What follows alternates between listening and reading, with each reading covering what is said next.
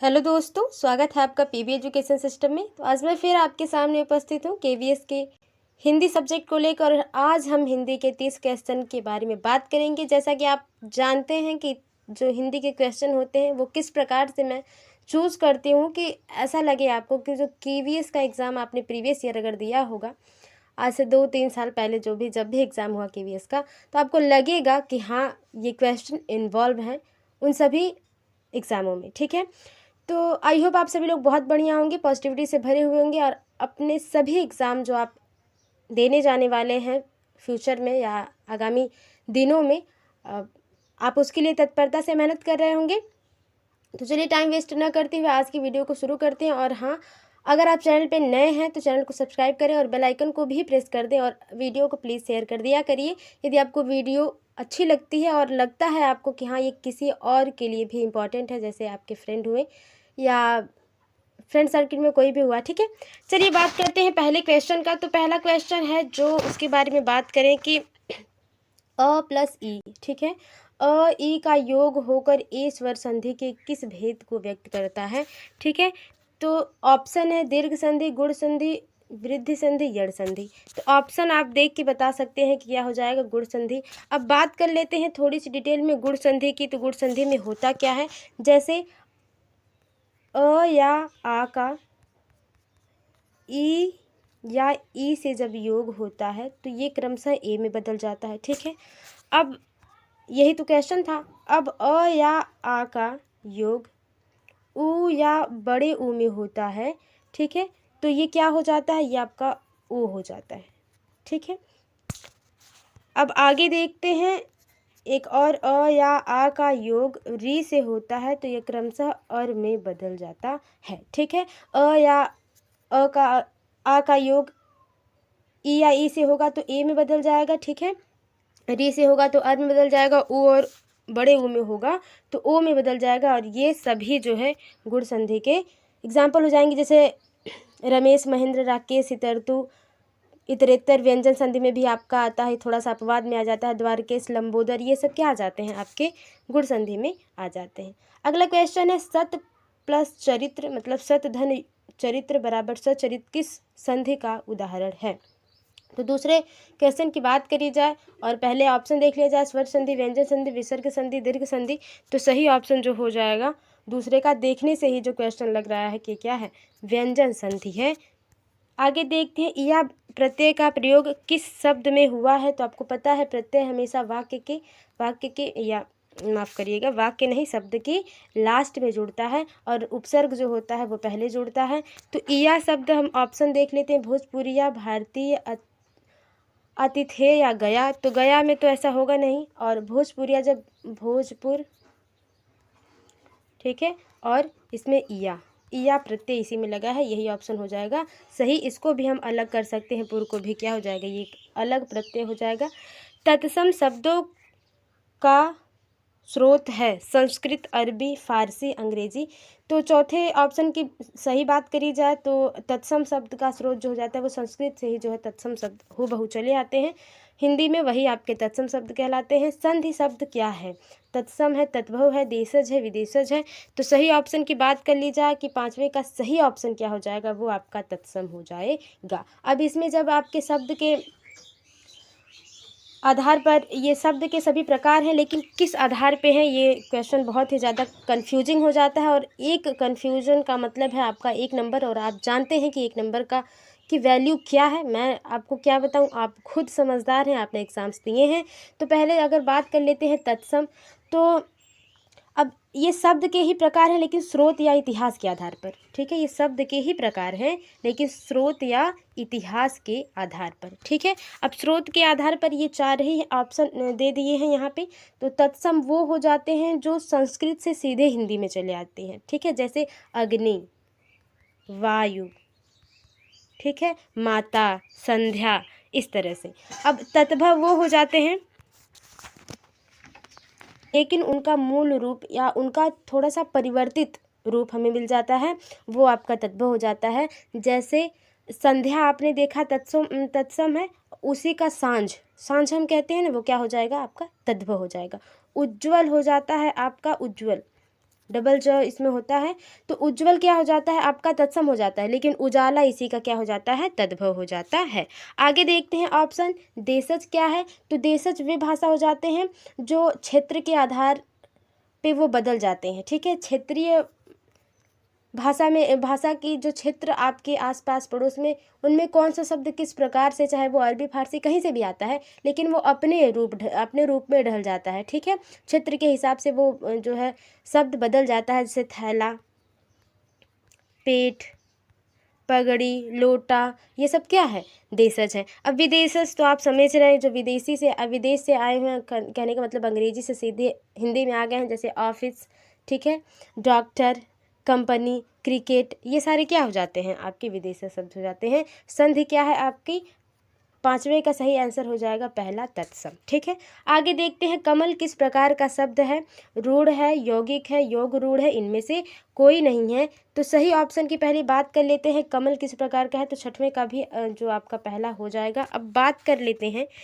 कि क्या है ये रूढ़, यौगिक और योग रूढ़। तो अभी अभी ने हमने जो है शब्दों के स्रोत के आधार पे 4 प्रकार पढ़े हैं।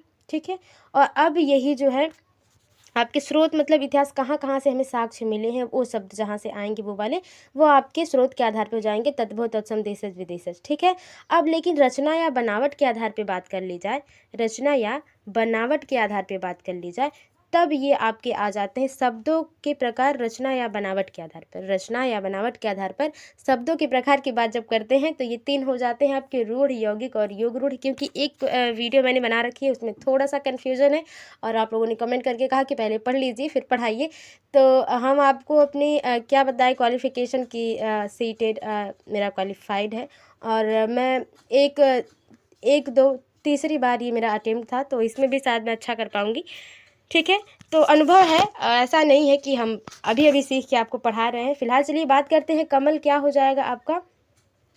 तो छठवें का पहला ऑप्शन हम लोगों ने बात कर लिया। अब रूढ़ है क्या, रूढ़ शब्द कौन से शब्द होते हैं, तो रूढ़ शब्द वे शब्द हो जाते हैं जिनका सार्थक खंड न हो सके। ठीक है, जिनका हम देखिए, हमें खंड करना होगा तो हम किसी भी शब्द का खंड कर देंगे। ठीक है, लेकिन उसका अलग कोई अर्थ नहीं निकलेगा। ठीक है, जैसे अगर आप बात करते हैं चावल, चावल को अगर आप अलग करते हैं तो इनका कोई सार्थक रूप नहीं बनेगा, चाहे किसी प्रकार से आप इसको तोड़िए। ठीक है, दिन, ठीक है, इनका जो ये जो शब्द होते हैं वो क्या हो जाते हैं, रूढ़। जैसे कमल हो गया आपका, कमल को अगर आप अलग करेंगे तो ये क्या हो जाएगा, ये रूढ़ शब्द हो जाएगा, इसका कोई सार्थक अर्थ नहीं निकलता है। यौगिक वे शब्द हो जाते हैं जो दो या दो से अधिक शब्दों से मिलकर बने होते हैं, वो आपके यौगिक हो जाते हैं, जिन्हें हम और आप क्या कहते हैं, संधि कहते हैं। संधि और समास और यौगिक ये कहीं न कहीं एक दूसरे से मिले होते हैं, लेकिन संधि की जब बात करते हैं तो 2 शब्द तो आपस में जुड़ते हैं, लेकिन इन दोनों में एक विकार जब हो जाता है, ठीक है, इन दोनों में क्या हो जाता है, विकार हो जाता है, तब संधि होती है। तो यहाँ पे यौगिक की बात हो जाती है कि 2 शब्द मिलकर आपस में बनते हैं, जैसे वि प्लस ज्ञान, मतलब वी का योग ज्ञान से हो जाएगा तो विज्ञान हो जाएगा, विद्यालय हो जाएगा, विद्या धन आलय तो यौगिक हो जाता है। योग रूढ़ वे शब्द हो जाते हैं जो दो या दो से अधिक शब्दों से मिलकर तो बनते हैं, या दो शब्दों से मिलकर बनेंगे, या दो से अधिक शब्दों से मिलकर बनेंगे, तो वो तो यौगिक हो जाते हैं, लेकिन उनका जो अर्थ होता है वो विशेष हो जाता है। ठीक है, विशेष हो जाता है। अगर एग्जाम्पल से आप समझें, ठीक है, विशेष गलत हो गया, कौन सा विशेष मैंने लिखा है भगवान, विशेष वाह, विशेष। ठीक है, योग रूढ़ की बात कर ली जाए, योग रूढ़ की बात हो रही थी। एग्जाम्पल अगर जैसे से हम बात करें, जलज, ठीक है, जलज की बात कर लेते हैं। तो जलज क्या होता है, जल में जन्मा हुआ, इसका मतलब ये होता है ना, जल में जन्मा हुआ, अर्थात अर्थ तो इसका पूरी तरह से निकल रहा है, जल में जन्मा हुआ। तो लेकिन सबसे ज़्यादा प्रायोरिटी हम किस शब्द को देते हैं, कमल को। जल में तो बहुत से ऐसे पौधे हैं जो जन्म लेते हैं, लेकिन कमल पे ही हमारा ज़्यादा ध्यान जाता है, और कमल की पर्यायवाची भी क्या हो जाती है आपकी, जलज हो जाती है। तो जलज क्या है, योग रूढ़ हो जाएगा। पीताम्बर का सही अर्थ क्या हो जाता है, जैसे अगर योग रूढ़ की बात करी जाए तो योग रूढ़ का एग्जाम्पल अगर पीताम्बर आप ले लेते हैं तो पीताम्बर का मतलब पीला वस्त्र। ठीक है, पीला वस्त्र आपका हो जाता है, तो ये तो अर्थ निकल गया, लेकिन एक विशेष काम क्या हो जाता है इसका, कि ये जो है कृष्ण जी के लिए, भगवान कृष्ण के लिए पीताम्बर जो है शब्द का यूज कर लेते हैं, जिससे सीधे सीधे हमारा एक आउटलाइन मन में ड्रा हो जाता है कि ये श्री कृष्ण के बारे में बात हो रही है। ठीक है, तो ये कमल आपका रूढ़ शब्द हो जाएगा। आगे देखते हैं, बहुत ज़्यादा एक्सप्लेनेशन हो गई भाई आज। देखते हैं दशानन किस प्रकार का शब्द है। रूढ़, यौगिक और योग रूढ़ तो हम लोगों ने बात कर लिया। दशानन क्या है? 10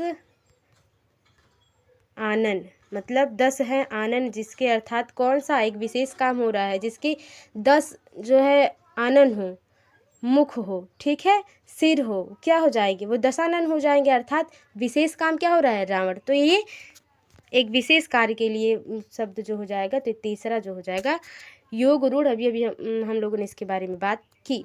विकारी शब्द का उदाहरण है बहुत, इधर, इसलिए, ओह। विकारी शब्द अब बताइए कौन कौन से होते हैं। इसके पहले वाले वीडियोस में हिंदी के हम पूरी तरह से विकारी और अविकारी शब्दों के बारे में बात किए हैं और संज्ञा के प्रकार के बारे में भी बात किए हैं। अगर आपने वो वीडियो नहीं देखी तो जाके चैनल पे विजिट करें, आपको वीडियो मिल जाएगी। 8वें के सही आंसर की बात कर ले तो बहुत क्या हो जाता है? आपका विकारी शब्द हो जाता है। रचनाकार का पर्यायवाची शब्द नहीं, रचनाकार नहीं, रत्नाकार हो जाएगा। ठीक है, रचनाकार का पर्यायवाची नहीं, रत्नाकार। तो रत्नाकार का पर्यायवाची आपका समुद्र हो जाएगा, बिना कुछ, क्योंकि अब ये टाइपिंग में ही लोचा हो गया है। तो आप ऑप्शन सीधे देख लीजिए, समुद्र की को या रत्नाकार को पर्यायवाची जो आपकी समुद्र हो जाती है। विपुल का पर्यायवाची शब्द है बहुत, समान, कम, छोटा। तो सही आंसर की सीधे बात करी जाए तो विपुल का जो पर्यायवाची हो जाएगा वो आपका हो जाएगा बहुत। ठीक है, और ये क्या है? एक विकारी शब्द है, अभी अभी आपने पढ़ा। अच्छा, अगर दशानन की बात करी जाए, दशानन की बात करी जाए तो अगर समास में तो कौन सा समास हो जाएगा?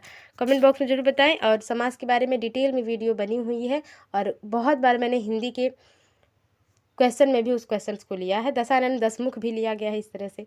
अधम का विलोम शब्द है उत्तम, नवीन, प्राचीन, मध्यम। तो 11 के सही आंसर की बात करी जाए तो वो आपके पहला हो जाएगा उत्तम। अधम का विलोम हो जाएगा उत्तम। उसने परिश्रम तो किया, बहुत किया, किंतु सफलता नहीं मिली। सरल वाक्य है, संयुक्त वाक्य है, मिश्र वाक्य है, इनमें से कोई नहीं। तो देखिए, संयुक्त वाक्य वो हो जाते हैं कंपाउंड सेंटेंस जिसे हम कहते हैं इंग्लिश में, जो किसी प्रीपोजिशन या कंजक्शन से जुड़ जाते हैं। ठीक है ना, तो ये हिंदी में भी वही बात हो जाएगी कि किंतु से जुड़ गया है। और इनका अगर बात करी जाए, इनकी बात करी जाए तो ये एक पूरी तरह से एक वाक्य है।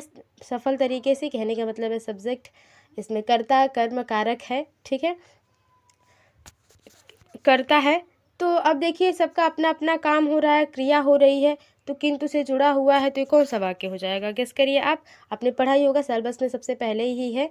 ठीक है, तो 12वें का सही आंसर जो हो जाएगा वो हो जाएगा आपका दूसरा, संयुक्त वाक्य। आगे देखते हैं, हाथ का मैल का अर्थ है, ये आ गए मुहावरे। कुछ आपके मुहावरे भी अच्छे अच्छे पूछे जाते हैं केवीएस के एग्जाम में। तुच्छ वस्तु, कीमती वस्तु, महंगी वस्तु, भारी वस्तु, हाथ का मैल होना, बाएं हाथ का खेल होना, क्या हो जाता है? ये तुच्छ वस्तु हो जाता है। आगे देखते हैं, अधजल गगरी छलकत जाए का अर्थ है थोड़ी विद्या, धन या बल होने पर इतराना। कम विद्या और धन होते हैं लेकिन हम इतराते बहुत हैं, वो वाली बात हो जाती है। अधिक विद्या, धन या बल होने पर इतराना, अत्यधिक बोलना, संभल कर चलना। सीधे सीधे कोई भी मुहावरे का अर्थ नहीं होता है, चाहे आप इंग्लिश में आइडल फ्रेज की बात करें या आप यहाँ पे मुहावरों की बात करें, वन लाइनर सब्स्टिट्यूशन की बात करें आप इंग्लिश में। यहाँ पे एक वाक्य के लिए एक शब्द जो यहाँ पे बात आती है, उनके लिए एक सीधे सीधे वर्ड नहीं हो पाते हैं, तो ये गलत हो जाएगा। यहाँ पे सही आंसर हो जाएगा 14 का सही आंसर जो हो जाएगा वो हो जाएगा आपका पहला, कि अधजल गगरी छलकत जाए, मतलब दिखावा ज़्यादा करना, और लेकिन हाथ में कुछ रहता नहीं है, दिखावा हम ज़्यादा करते हैं, जो भी हो जाता है आपका कि ऊंची दुकान, फीका पकवान। श्रृंगार रस का स्थायी भाव है प्रेम, हास, उत्साह, शोक। बहुत ही आसान क्वेश्चन है। तो रस कितने होते हैं कमेंट बॉक्स में ज़रूर बताएं। ठीक है, तो श्रृंगार रस का जो अस्थाई भाव हो जाएगा प्रेम हो जाएगा। हास, जो ये हास्य रस का अस्थाई भाव हो जाएगा। उत्साह जो है ये वीर रस का हो जाएगा। बहुत ही आसान है, हाई स्कूल में आप पढ़ते आ रहे हैं, हाई स्कूल इंटर में तो आपने पूरी तरह से पढ़ा हुआ होगा। शोक की बात करी जाए तो ये करुण रस का जो है अस्थाई भाव हो जाता है। वीर गाथा काल किसे कहा जाता है? आदिकाल को, भक्तिकाल को, रीतिकाल को, भारतेंदु युग को। तो सही आंसर देखा जाए 16 का, 16 का सबसे पहला आंसर सही हो जाएगा। पहला ऑप्शन बिल्कुल ही सही हो जाएगा। अब बताइए कि वीर गाथा काल या आदिकाल का जो समय सीमा रही है, अवधि रही है, कितनी रही है। मैथिली कोकिल किसे कहा जाता है? विद्यापति, अमीर खुसरो, चंद बरदाई या हेमचंद्र को। तो 17 का सही आंसर की बात करी जाए तो वो आपका पहला विद्यापति हो जाएंगे। अब ये बताइए कौन सा रासो चंद बरदाई जी ने लिखा है। ठीक है, चलिए इसके बारे में ऑलरेडी बात हो चुकी है और बहुत ज़्यादा क्वेश्चन ही पूछा जाता है। तो इन्होंने लिखा है पृथ्वीराज रासो, परमाल रासो जगनीक ने लिखा है, विसलदेव रासो नरपति नाल ने लिखा है, और खुमान रासो किसने लिखा है, ये आप बताइए कमेंट बॉक्स में। कबीर किस काव्यधारा के कवि हैं? ज्ञान मार्गी, प्रेम मार्गी, कृष्ण मार्गी, राम मार्गी। तो कृष्ण मार्गी आपकी मीरा जी हो जाती हैं, कबीर जी जो हो जाते हैं वो ज्ञान मार्गी धारा के कवि हो जाते हैं। इन्होंने अपने दोहों में ज्ञान की बातें कही हैं। पद्मावत के रचयिता का नाम है सूरदास, कबीरदास, तुलसीदास या जायसी जी। तो 19 के सही आंसर की बात करी जाए तो वो हो जाएगा चौथा, जायसी साहब ने पद्मावत लिखी है। अब देख लेते हैं जायसी साहब ने लिखी है, श्योर है ना, बताइएगा। ठीक है, अब देखिए पद्मावत की रचयिता का नाम अगर हो गया तो अब देख लेते हैं ऑप्शन पे थोड़ा आते हैं। सूरदास जी ने, सूरदास जी ने क्या क्या लिखा है, बहुत ही आसान है। सूर सागर, इनका याद करना, एक ही लय में गाना गा के, सूर सागर, सूर सरावली, साहित्य लहरी, नल दमयंती, नागलील, गोवर्धन लीला ना। इन्होंने इस तरह से लय में याद करेंगे तो आपको सूरदास या किसी भी कवि या लेखक की रचनाएं, कृतियाँ याद हो जाती हैं। ठीक है, और एक बात और कि आप जायसी साहब का फुल फॉर्म जरूर बताएं क्योंकि ये क्वेश्चन पूछा जा सकता है। आगे देखते हैं किसके भक्तिपरक गीतों का संकलन अभंग के नाम से प्रसिद्ध है? नामदेव, कबीरदास, मेरा शंकर देव। तो सही ऑप्शन की बात करी जाए, आपका कहाँ जा रहा है ये, तो 20वें का सही ऑप्शन पहला हो जाएगा आपका नामदेव। ठीक है ना, अब देख लेते हैं कि आगे कौन सा क्वेश्चन है। कवि सम्राट किसे कहा जाता है? ठीक है, कवियों के सम्राट किसे कहा जाता है? तो अयोध्या सिंह उपाध्याय, हरिऔध करके इनका फुल फॉर्म पूछ लिया जाएगा। तो मेक श्योर आपको चीज़ें याद रहे क्योंकि ये लोग बहुत ज़्यादा आते हैं क्वेश्चन, चाहे वो यूपी टेट का एग्ज़ाम हो, केवीएस का एग्ज़ाम हो या आने वाली जो भी परीक्षाएं आपकी हैं टीचिंग एग्ज़ाम में। मैथिली शरण गुप्त, सूर्यकांत त्रिपाठी, निराला, जयशंकर प्रसाद। तो 21 के सही आंसर की बात करी जाए तो 21 का सही आंसर जो आपका पहला ही हो जाएगा हरिऔध साहब जी, हरिऔध साहब जी। अब देखिए सूर्यकांत त्रिपाठी, निराला जी की कुछ बहुत ही प्रसिद्ध जो कृतियां हैं उन पे अगर एक नज़र डाली जाए तो आप देखेंगे कि क्या है इनका, अनामिका, परिमल, गीतिका, तुलसीदास। बहुत ज़्यादा पूछा जाता है कि तुलसीदास किसके द्वारा लिखी गई है ना, तो ये आप श्योर रहिए कि सूर्यकांत त्रिपाठी, निराला जी ने इसको लिखा है तुलसीदास जी को। तो ये एक बहुत ही प्रचलित हो जाता है आपका। और भी देख लेते हैं जैसे आपके प्रसाद जी हैं, ठीक है, जयशंकर प्रसाद जी हैं, तो उनकी बात कर लीजिए तो इन्होंने क्या ही लिखा है, झरना, आंसू, लहर, कमायनी, प्रेम पथिक, आंधी, स्कंदगुप्त, चंद्रगुप्त, अजात शत्रु ना। इस तरह से आप याद रखिएगा, बहुत ज़्यादा पूछा जाता है कमायनी और झरना, और स्कंदगुप्त, चंद्रगुप्त, अजात शत्रु तो बहुत आसानी से आपको याद हो जाएगा। ठीक है, अग्निमित्र हो गया आपका, एक घूंट, या बहुत सारा इन्होंने लिखा हुआ है। भरत भारती काव्य के रचयिता का नाम है? मैथिली शरण गुप्त, नागार्जुन, जयशंकर प्रसाद, रामधारी सिंह, दिनकर। तो दिनकर साहब के बारे में अभी हम लोग बात कर चुके कि अच्छा दिनकर जी के बारे में नहीं बात हुई है ना, प्रसाद जी के बारे में बात हुई है। इन्होंने कहा क्या क्या लिखा है ये बात हो गई। ठीक है, झरना, आंसू, लहर, कमानी, प्रेम पथिक, आदि, स्कंदगुप्त, चंद्रगुप्त, अजातशत्रु और एक घूंट। और भी बहुत सारे हैं। और ये हो जाता है मेरे साथ, मैं तो रट के जाती थी पहले जब हम लोग शुरू में बीएड कंप्लीट किए थे तो हम लोगों को ये था ना, रट के तो जाते थे लेकिन जो रट के जाते थे वो कन्फ्यूजन में भूल जाता था और हमारा सत्यानाश हो जाता था। आगे देखते हैं 22 के क्वेश्चन का, तो पहला ऑप्शन सही हो जाएगा मैथिली शरण गुप्त। ठीक है, अब बात कर लेते हैं रामधारी सिंह दिनकर की। तो इन्होंने कौन कौन सी कृतियाँ, बहुत ही अच्छी कृतियाँ इन्होंने लिखी है और इनको 1972 में ज्ञानपीठ पुरस्कार से भी नवाजा गया था। अब ये बताइए ज्ञानपीठ पुरस्कार किस क्षेत्र में दिया जाता है, आप तो बता ही लेंगे। ठीक है, अब दिनकर साहब ने लिखी है उर्वशी। उर्वशी, रश्मि रथी, रेणुका, हुंकार, संस्कृति के 4 अध्याय, नीम के पत्ते, बहुत सारा इन्होंने लिखा है। इस तरह से बहुत ज़्यादा पूछा जाता है उर्वशी और रश्मि रथी। ठीक है, नागार्जुन की बात करी जाए तो नागार्जुन लिखी हैं आप जरूर बताएं, क्योंकि अगर आप खुद से खोजेंगे तो आपके लिए बहुत बेहतर होगा। रहस्यवाद किस युग की एक महत्वपूर्ण प्रवृत्ति थी? छायावाद, प्रगतिवाद, प्रयोगवाद, नई कविता। तो रहस्यवाद की बात करी जाए और 3 आपका क्वेश्चन है उसके ऑप्शन की बात करी जाए तो ये छायावादी युग के जो कौन कौन से लेखक हैं क्या आप बता सकते हैं? मैं 2-3 लोगों का नाम बता सकती हूँ तो आप समझ जाएंगे कि सुमित्रानंद पंत जी हो जाती हैं आपके, सुमित्रानंद पंत हो जाते हैं, और निराला जी हो जाते हैं आपके, बच्चन जी हो जाते हैं, जयशंकर प्रसाद हो जाते हैं। बच्चन जी से आप समझ रहे होंगे ना, अमिताभ बच्चन ही, हरिवंश राय बच्चन जी की बात हो रही है। अनामिका अभी अभी हम लोगों ने बात करी थी कि अनामिका के रचयिता का नाम है, तो इस तरह से क्वेश्चन पूछ लेगा। आप एक लय में गाने की तरह याद कर लेंगे ना तो आपके लिए बहुत बेटर है। तो जयशंकर प्रसाद, सुमित्रानंद पंत, सूर्यकांत त्रिपाठी, निराला, महादेवी वर्मा। तो सही ऑप्शन की बात कर ली जाए तो अभी अभी हम लोगों ने बात करी थी कि निराला साहब की जो है ये अनामिका इन्होंने लिखी है। ठीक है, पंत जी ने भी अच्छी अच्छी चीज़ों को लिखा है, उनके बारे में बात कर लें। जैसे इन्होंने लिखा है ग्रंथ, वीणा, पल्लव, गुंजन, स्वर्ण किरण, बहुत से ऐसे लिखे हैं। प्रकृति के सुकुमार कवि किसे कहा जाता है? जयशंकर प्रसाद, सुमित्रानंद पंत, महादेवी वर्मा, निराला। तो 25 के सही आंसर की बात करी जाए तो सुमित्रानंद पंत जो हो जाएंगे आपके। और पंत जी ने कौन कौन सी कृतियाँ लिखी हमने अभी अभी बात करी। कामायनी की रचयिता का नाम है, तो कामायनी अभी अभी हम लोगों ने पढ़ी है, साथ में कामायनी ही पढ़ी है, अनामिका पढ़ी थी। निराला, नागार्जुन, सुमित्रानंद पंत या जयशंकर प्रसाद। तो 26 के सही ऑप्शन की बात करी जाए तो वो आपके प्रसाद जी हो जाते हैं, जयशंकर प्रसाद जी ना। मैंने कहा ना कामायनी इस तरह से पूछा जाता है, जो मेन है वो तो पूछा ही जाएगा। कुरुक्षेत्र के रचयिता का नाम है दिनकर, नागार्जुन, आरसी प्रसाद सिंह, जयशंकर प्रसाद। तो सही ऑप्शन 27 के सही ऑप्शन की बात करी जाए तो वो आपके दिनकर साहब जी हैं, और रामधारी सिंह दिनकर आप समझ रहे हैं। ठीक है ना। और इनमें जो है कहाँ गया, वीर रस की प्रधानता इनके कविताओं में रही है। एक भारतीय आत्मा किसे कहा जाता है? जयशंकर प्रसाद, माखनलाल चतुर्वेदी, रामधारी सिंह दिनकर, सुमित्रानंद पंत। तो 28 के सही आंसर की बात करी जाए, सही ऑप्शन की बात करी जाए तो आपके माखनलाल चतुर्वेदी जी हो जाते हैं। ठीक है, आगे देखते हैं अगले क्वेश्चन पे क्या है हमारा। राष्ट्र कवि कहा जाता है, तो आप तो बिल्कुल ही जानते होंगे, रट्टा मार क्वेश्चन है ये।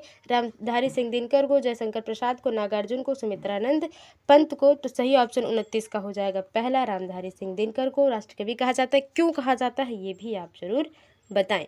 ठीक है, किस काल को आचार्य विश्वनाथ प्रसाद मिश्र ने श्रृंगार काल की संज्ञा दी है? आदिकाल, भक्तिकाल, रीतिकाल या भारतेंदु युग। तो सही तीसवें का सही ऑप्शन जो तीसरा हो जाएगा आपका बिल्कुल ही रीतिकाल।